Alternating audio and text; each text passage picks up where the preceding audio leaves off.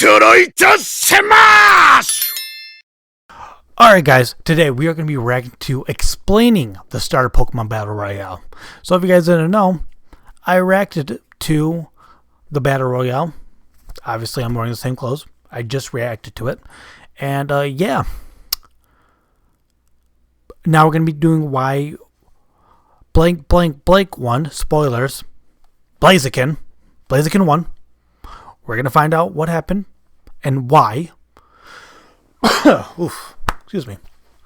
But yeah, just want to let you guys know, if I pause the video, sorry, not sorry. It's my reaction.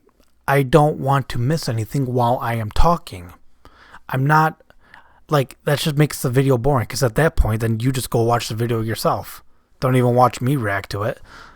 Because if you guys don't know, the link's down below. To the original video, and the link will be down below for my reaction of the Battle Royale. But yeah, I'm talking too much. Let's get into this.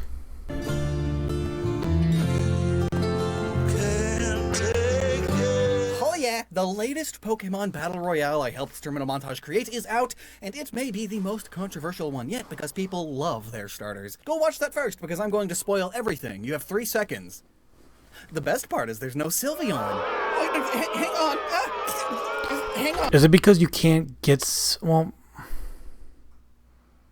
maybe because in every starter or in every game that an Eevee was a starter, probably you could never get a Sylveon. That's going to be my guess. Allow me to explain. So in this Battle Royale, we have all of the evolutions of all of the starter Pokemon. Now, obviously, like, Oshawott and most of the rest of the basic unevolved Pokemon are not going to win. But by having them here, it leads to more opportunities for jokes, deaths, and interesting tidbits. Folks gotta remember, creative liberties are always taken with these. Though for most interactions, we base things on, like, the Pokedex entries, the anime personalities, gameplay mechanics, and competitive VGC and TCG meta. But one creative liberty we could not take was Sylveon being here because, well, Eevee is only a starter Pokemon in games like Pokemon XD, Conquest, and Let's Go Eevee, which is also why Eevee has the balloons. But in none of these games is your starter Eevee able to evolve into Sylveon. Conquest is a Gen 5 game, and your starter Eevee does not evolve at all in Let's Go Eevee. You can try, but without glitchy exploits, it's not possible. This is also why there's no Raichu, and why the Eevee finally gets an evolution stone scene exists. What? Yes, that was everyone's feelings when Let's Go Eevee came out. Now then, let's watch the whole battle again. Yeah. And pause for commentary. Nobody wants an Eevee. Everyone wants the evolutions. Why things happen the way they do. I love the occasional Hisuian balls, but like, why does Poipole make it? Oh yeah, I'm so happy that they brought the Hisuians in here. Like, I understand they're endangered and stuff, but still. A cameo here. Well, because Poipole is a starter Pokemon in its. I didn't even realize Poipole. How did I not realize that? But it does make sense because it is a starter in its universe or whatever. Dimension, but since we, the players ourselves, never get one as a starter, it's not included in the battle itself. Oh, Charmander drowned. If the tip of its tail goes out, it dies, according to the Dex. Grovyle here is a reference to the Grovyle and Pokemon Dungeon Explorers. He's got a time gear. Oh yeah, because he knew he was going to lose. So here, the entire Venusaur and Meganium lines are said to have a pleasant aroma that calms people and Pokemon. It weakens their fighting spirit. It explains why they were all like that, because I thought it was like sleep powder or stun spore. I mean, generally it does look like stun spore. So I'm glad that that answered the question. Nullifies their aggressive emotions, just like, chill out, man. Hence also Venus. Oh, I'm so glad they put that. And I am so mad I did not realize that. This also relates to why Delphox decided to hang out with them. This fire psychic Pokemon is partially based on Delphic oracles, basically the ancient world's future seers who, for lack of a better term, would burn herbs and get really, really high to get their visions. Now this Evolutions bit is fun, opening with a nod. Yeah, I noticed that. But Espeon's future sight makes it realize it's gotta get out of there before the Eevee chaos ensues. Skipping ahead to Blastoise, who still shoots from its head instead of its cannons, the Pokedex says it's capable of blasting this water. I did not realize a substitute. So most Pokemon like I said, so much stuff happens in these videos that I have to pause it so I could talk about it, because then I just miss stuff. No match for it, even Empoleon's own steel wings after a while. Oh. That said, Blastoise and Feraligator's heads are still no match for a Mach 3 water bullet from the agile secret agent. Wait, I'm sorry, Mach 3? Damn, alright. Inteleon's dual water pistols. They are slow and easy targets, too. Moving to where most of the fire types are, a three-way is happening. Sorry, it's kind of late right now. Firefighting type Pokemon, setting the grassland ablaze and spooking Incineroar away. Incineroar is a fire dark type heel wrestler who really has no chance here, so the scaredy cat leaves and stumbles upon the opera. I love that they made it a scaredy cat. Singing Primarina, who gets to experience Incineroar's Throat Chop, one of its signature move, meaning that every other Pokemon can basically learn it. Not that it matters much, since Incineroar then... I'm pretty sure it wasn't even a signature move in Gen 7. Like, I'm pretty sure other Pokemon can learn it. Back throws Primarina. Sceptile then approaches as a common Smash Bros. Wannabe, and it double teams, but Incineroar's spinning Darkest Lariat doesn't care about that. So, the Typhlosion explosion. Let's back up a bit. After incinerating some lessers, Charizard goes for the nearest worthy opponent it can find to Smash Bros. Up throw, or just do an anime amount of seismic tossing onto. Charizard is... Like I said in the last video, turns out that my two favorite starter type Pokemon, yes, don't at me, Charizard and Typhlosion. Charizard ends up killing my second favorite. He was like, no, you can only have one favorite. There's no such thing as a second favorite. Show off. And his victim just happens to be Typhlosion. What's happening here relates to a few of Typhlosion's Pokédex entries. It can hide behind a shimmering heat haze that it creates using its intense flames. Typhlosion creates blazing explosive blasts that turn everything to cinders. Hence the heat warping effect here. And it has a secret, devastating move. It rubs its blazing fur together to cause huge explosions. Only here, it's not just rubbing some of its fur together to make an explosion. No, its entire back is rubbing against Charizard as the rapid wind pushes against it, causing a big explosion in the air, separating the two, and an even bigger, more devastating explosion when it crashes into the ground. That makes a lot more sense. Category as the volcano Pokemon. Oh, it's true. So the fiery shockwave of the explosion... Hold up. So that's technically an explosion, or like kind of like a bomb. Is that why Chestnut was able to live, because it has bulletproof, or is it just because it used Spiky Shield and that protects you from any move? Sending many lighter Pokemon away and vaporizing most of the grass types, but not Chestnut, who can easily withstand explosions just fine. And Torterra's ground type, and being partially dug into the ground already, means fire doesn't affect it as much. The smart and tricky Meowscarada decides to hide underneath it, but these flames obviously change the weather a bit, like all major fires, and Swamperts are able to detect weather changes with their sensitive fins. They also like digging themselves into holes on the shores. And now, to try and better protect its beach, it uses Earthquake to cause the earth to rise around the area. But Earthquake is a devastating move that hits all non-flying battling Pokemon, so in this case, it's gonna hit the whole island. And notably, Swampert is one of only 2 starter Pokemon able to naturally learn the move Earthquake, the other being Torterra. Now with 2 Earthquakes and a devastating explosion happening, the island has no chance. Swampert gets pushed back by Torterra's Quake, and in turn, Swampert does what out of all of the starter Pokemon, only Swampert can naturally do. It uses Surf, another hit-every-opponent attack that floods and flushes the island, still being shaken by the quakes. Shaken, not stirred. You get it? Because this Pokemon line is literally a James Bond reference? Called that one too, and also, I haven't explained it. And missed it will wonder where Quaquaval was during all this, and the answer is here, being eaten by Serpentine. Whoa, wait, I'm sorry, what? Damn, alright. No one has respect for Quaquaval. I personally like Quaquaval. I like him. Anime logic here, only a few of the Pokemon were fast, strong, or better than Meowscarada, but not as good as Skeledirge. And Skeledirge was somehow one of them. It sings its lamenting song, a dirge, a sad tune to funeral music as the ghosts of the fallen starters, which were congregated down into the chasm, float up and away, as does Skeledirge's own spirit friend. Oh, because it's a soul. Okay. As a microphone. Well, it's a soul that is in the shape of a Firebird or whatever. A spirit medium who keeps 108 spirits bound to its flame to power its attacks before sending them off to the proper afterlife. But meanwhile, Meowscarada pops out and uses its trickster magician magic to fool Torterra into eating a flower bomb. Dodongo dislikes smoke, and Chestnut, the White Knight, hates trickery like this, and, of course, is basically bomb-proof. audio clip from the Puss in Boots movie. Iconic top 10 anime battles, Greninja versus Charizard. Yes. And despite the type advantage, Charizard wins. Because Charizard, just like in the anime. But specifically here, Greninja tries stealthily putting out Charizard's tail. After all, that's what defeated Charmander. But despite this common belief, Charizard is shown completely submerged with a still-burning tail quite occasionally. It no longer has... That is true. And if Charizard becomes furious, the flame on the tip of its tail flares up in a whitish-blue color, which is powering Charizard up enough to defeat Greninja. I didn't know that. I thought it was about to go Mega, and I thought they were all going to go Mega. Or at least some of the Pokemon go Mega. Previous battle damage, quite the upset again. Just like Hisui and Typhlosion not really being able to do anything after powering up.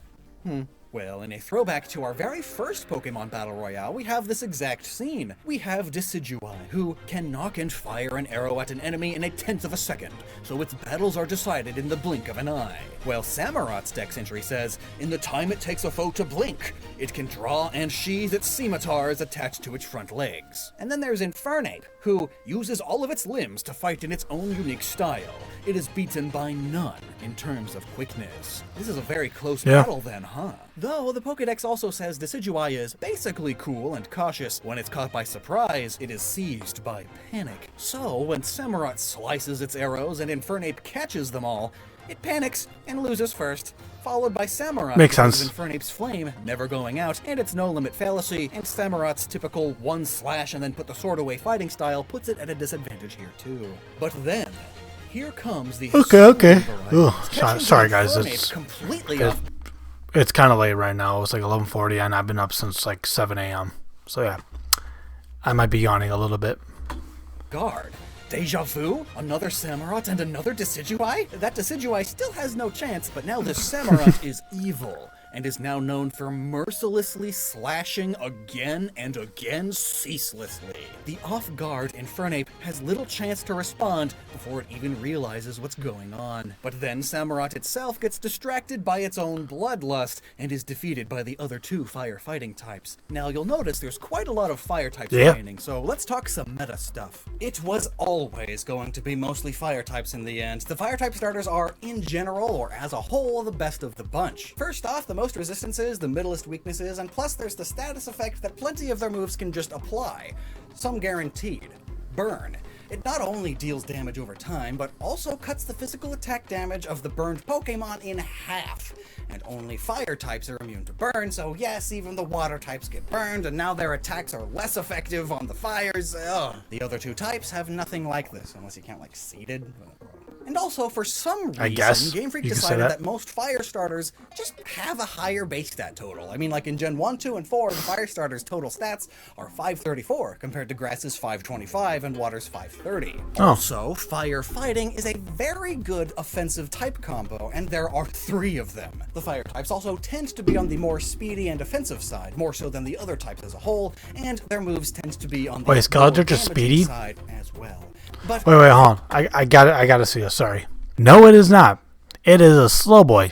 I still love him though. If you were to tally them up and see how many starters of each type get into the game's OU or Uber tiers, not counting the evolutions, because let's be honest. And then fire's gonna be in the 20s. You get water with 11, grass with 13, most of those being Venusaur in every stinking gen, but then fire's here with 17. So yeah, it's going to be a lot of fire in the end, which in turn also means the grass types get kind of screwed pretty early on. But I think it's fitting. I mean, just consider the general properties of fire. Ooh, I can make a plant grow and have you sneeze. Watch out. I'm sorry, what? Might be a little pokey. Oh, I can make you moist, and through an incredible amount of focused effort, I can pierce and or drown you. I have no choice. Let's okay. Flesh beyond Kabuskin. Bumping into you. I turn your forests into ash. You ain't gotta go that far. Into steam. We are the driving force of destruction and the inevitable demise of all ecosystems. Sure, water puts out the fire, but it's a type triangle here. They should theoretically be balanced. But as the anime and card game shows us, type advantage is not everything. That's true. That said, calculating in secondary types gets really long-winded if I were to explain everything, but like, most of the best water types get kind of screwed. Yeah, Hisuian, Samurott, and Greninja especially can keep up with the fire types given their watery advantage, but that dark. There are 3 really good firefighting types here. Some grass fighters too. Primarina's fairy typing, Empoleon's steel, those hinder their effectiveness when fighting the fire types. That is true. And yeah, Swampert is really good itself. Its water ground type means that it super resists fire type attacks, hence it lasting the longest and holding off an entire group of fire types by itself with a little bit of help of a little. That was adorable. I noticed that, and I didn't really say anything about it, but that was adorable. That's his name. Couldn't remember. It also, fun fact, has the highest base stat total out of all of the starters at 535. Only one higher than most of the fires, but interesting design choice, Game 3. Okay. But yeah, honestly, Didn't know about it that. would have a very good chance of winning this, if not for that one pesky little thing. It's 4 times weakness to grass. A third of the Pokemon are grass. Now you die. That is true. So that is we are very left true. With Charizard and Blaziken, 2 powerhouses of the metagame, almost always Uber or OU tier, and Pikachu. Pikachu was OU in the Gen 2 games. Was it? Gotta count for something. Yeah. Ooh, and yeah, Charizard's got that flying type, so it's weak to electric. Yep. So we're left with the final showdown, Blaziken versus Pikachu. Blaziken makes sense, given everything we've talked about already, but why Pikachu? Well, a number of reasons. Firstly, it's funny. I mean, it's a tiny little rat. It's like zoom. Yeah, that's true. That is very true. I'm a squishy little orb that sounds like beep, and I'm fighting this giant flaming bird that punches and kicks like a man. And let me just tell you, he got obliterated during that time. So, yeah, I'm not surprised that he didn't win, but still, it was getting to the point where I was like, is Pikachu really the strongest starter? Come on. Funny. Nobody expected this cute little orb to make it this far. But also, this isn't just any Pikachu who's already the mascot of the franchise and clearly is capable of overcoming many great challenges as seen in the anime. No, this is a Pikachu who can fly with its balloon ride, who can surf with a board, who has a tertiary ability of sorts to just sometimes ignore or remove status effects. Oh yeah, that's true. Who has a higher crit chance. I didn't even realize that it was killed by the burn. Effects, like Splishy Splash. It's a water type move that has a 30% chance of paralyzing. Floaty Fall. I'm sorry, what? This is news to me. Zippy Zap, a priority move that is also always a crit. And Pika Papow, a strong electric attack that it knows as a secret 5th move. What? It has 110 more stat total than your regular everyday Pikachus, and guaranteed maximum IVs. I want in this thing's bloodline. And to top that all off, it can sometimes this is news to me. Ignore being knocked out to 0 HP again and again and again. This is Let's Go Pikachu's yeah, that I know. Partner Pikachu. A Pikachu so good, Game Freak locked it into its game. Not allowed to be transferred out. And yes, Partner Eevee has the same sorts of buffs, but its normal typing and being focused on trying to evolve prevents it from being quite as good. And plus, it doesn't have the cards. True. More so than any other form of Pokemon media, the trading card game has extreme power creep, so the cards from today will almost always be better than the cards a few or more sets ago. In fact, right now, Charizard V-Star is considered the most powerful and devastating card in the game. Oh yeah, just 320 damage or 130 that turns into 230 if it has any damage, and it can just do that over and over again. True. So all the more reason for it to reach 3rd place. Charizard cards are often the most valued and sought after by collectors too, so it's not like they needed to make it this strong, but they did to say something about it. Surprisingly though, it doesn't see a ton and it's a of badass Pokemon. Overwhelming power. But you know what did? Radiant Greninja. In the 2022 Trading Card Game Championship, half of the top 10 used it for its way good ability. Though, interestingly, none of the top 3 players used it. You know what the 3 toppest champions of the trading card game last year used a lot? Oh, you guessed it. All three of them Blaziken? heavily utilized Flying Pikachu V never mind. and Flying Pikachu V Max. Now, we won't be considering the V Max card because that's the card game's equivalent of Gigantamaxing and such. There was none of that here. But regular Flying Pikachu V is true. also the closest the card game gets to Let's Go Partner Pikachu and its power level. And if all top 3 champions used it, it must be good. I believe it. So let's read it. Okay, 190 HP with the move Thunder Shock. It does 20 damage and a 50% chance to paralyze. That doesn't seem... I feel like a regular Pikachu could do that. You just cut the HP down a little. So what's... Oh, right. What's the other attack? So 120 damage. Decent. Not bad at all. Oh. But a 50% chance to just ignore all damage and effects of the opponent's attacks next turn, and you can just keep doing that? A move like that? No wonder it'd be good. And then when you evolve it, That's a little broken. It's just a full-on, oh, no wonder it won kind of card. Jeez. Okay, so where does Blaziken stand in the card game? Oh, not well. Just 2 modern cards, Blaziken V and V Max, which again, we're not going to count. So I read a lot of reviews by people who know the card game better than me, and That's true. I remember everyone trying to get that V Max. It's okay. You would only ever really use it to turn it into Fun fact, VMAX, I'm pretty but sure I have the even V then, Max. Blaziken V Max is Hold up. deep. I'm about to look for it. There we go. Yep, right there. That's the V Max. At best, very middle of the road. So Blaziken versus Pikachu? Well, you see Blaziken. Oh, and by the way, that still at Blaziken V Max was started fighting Japanese. It just ignored all of the attacks at the start of the Royale thanks to the cards and its balloons, and also its partner Pikachu, which can just ignore being knocked out sometimes. Isn't this game great? But all of that sounds like it's leading to a Pikachu victory, so why didn't it? Well, beyond the obvious that none of us want it to. I mean, it's an unevolved rat that we see every second of the day already. It overcomes miserable odds on the reg in the anime constantly. It's cute. Too cute to be this powerful, and it's all so tiring. This one's shaped like a bean.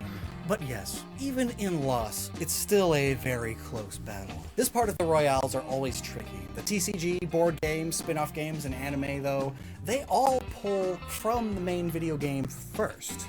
So of course we prioritize looking at the main video game stats, meta, and Pokédex entries first, and then supplement it with the rest. If we were to prioritize the card game, yeah, Pikachu would win, no questions asked, but balancing it out with the main Hey, that's Detective Pikachu was Pikachu. only OU once, before Blaziken even existed, and Blaziken has been OU or Uber banned this whole time. But why though? What makes Blaziken That is true. so That is very much true. better than the rest? Well, it's fire type first of all, already a Speed boost. huge advantage because this is a free-for-all battle royale setting and everything is going to catch on And then- fire no matter what happens. But also, as stated, And then Firefighting is fighting. an amazing offensive combo. Like most of the best offensive attack moves are one of these 2 types, and it gets its stab bonus with all of them. Really, at first, the only thing keeping Blaziken back in Gens 3 and 4 was its speed. Blaziken's speed is only a little bit above average, surprisingly, so while it could easily destroy most Pokemon that it's faster than, it's only faster than a little over half of them. Oh jeez, and partner Pikachu's speed is 120, what? But something Oh, man. happened in Generation 5. Game Freak occasionally goes back and buffs Hidden Pokemon abilities. so they can try to keep up with the power creep. But what they did to Blaziken haunts competitive players to this day. So much so That's that true. even Smogon's own webpage explaining how the whole tier system works has this illustration featuring Blaziken at the top, almost like it's the poster child of Pokemon being so good they're just outright banned. All Game Freak did was fix its little speed problem by giving it access to the Speed Boost ability, which raises its speed every turn by 1 stage. Could use Protect on turn 1 and get a free speed boost. Maybe play some mind games, make you think it's going to use Protect on turn 1, so you buff yourself.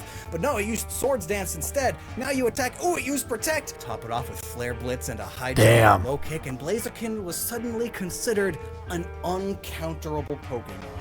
Not even just this one. Oh yeah, because one-shotting As long as everything it had that ability before anything else can even hit it. Blaziken, you had a turn or 2 to take it out before it just up and swept your entire team, no matter how tanky they are.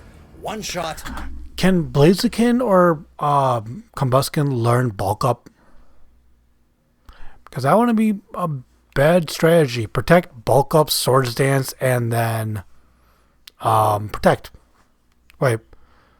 No, protect, bulk up, Swords Dance, and then Sky Uppercut or Blaze Kick, whatever one's stronger.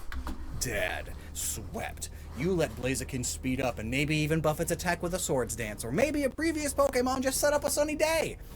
So it's game over already. No contest. Concede. Like, maybe the best you can hope for is that team has Blaziken. Maybe that Blaziken will only take out half of my team instead of the entirety of it. Entire classes of Pokemon and entire strategies and playstyles were turned on their heads because of this one freaking bird. And then Game Freak went and gave it a Mega. Bonus fact, you can actually give a life orb to it. And that is its true. attack is even better than its Mega too. Isn't this game fun? That all being said, though, it was recently unbanned in later Sword and Shield due to different Pokemon being in the lead of the metagame. Also, Game Freak had buffed some other older Pokemon, and they introduced some new moves and items that help you deal with the Blaziken problem, and they even removed some moves that Blaziken used to have access to. So now, it actually has some decent counters that are easy to come by in the main metagame, so the actual use of Blaziken, well, you could almost think of it as like the rest of Pokemon finally power crept up to Blaziken's level. But, you see, when it comes to those perfect Blaziken counters, none of them are starters. They're like Slow Bro. And I'm sorry, what? In a free-for-all battle royale with only starters, I believe Blaziken still has not a guaranteed victory, but the best chance at coming out on top, with partner Pikachu and Charizard coming in close. The dang duo of Game Freak favoritization privilege. If Swampert could hide and avoid the grass types until the very end, it too would have a very good chance. Torterra might be able to tank it out if it wasn't such a slow, dumb, and lazy tortoise. That is true. It is really stupid. Also on a lot of OU and Uber tier lists when designed in a very specific way. But in lore, it too is just kind of slow and dumb and sleepy. Oh, I'm on my own herbs. You hear what I'm saying? He's a pothead. Don't make me mad. I might wiggle a whip at you. I'm a Venusaur. But okay, what are your things? Maybe you're making this face because I made some heinous miscalculation, but like, obviously, this is incredibly complicated, and I am simplifying a lot here. So, what would you calculate differently? Who do you think would also have a pretty decent chance? And also, what was your favorite moment in the battle? I love this one. Okay. Listen, now it makes all too much sense why Blaziken won. I totally forgot about Speed Boost. And I totally forgot about that they use like OU and Smogon and all that stuff information to understand why this Pokemon wins and stuff. So, yeah. I agree that Blaziken deserves to win 100%. Because it is crazy strong if you do it the right. Speed Boost, Protect, Swords Dance, and then a Fighting type move and a Fire type move. Nobody ain't touching you. But yeah, if you guys like this video, hit that like button down. Thank you guys so much for watching. I really do appreciate it. Also, hit that bell so whenever my reaction videos go up, which I'm going to be doing more, you will know when they will be out.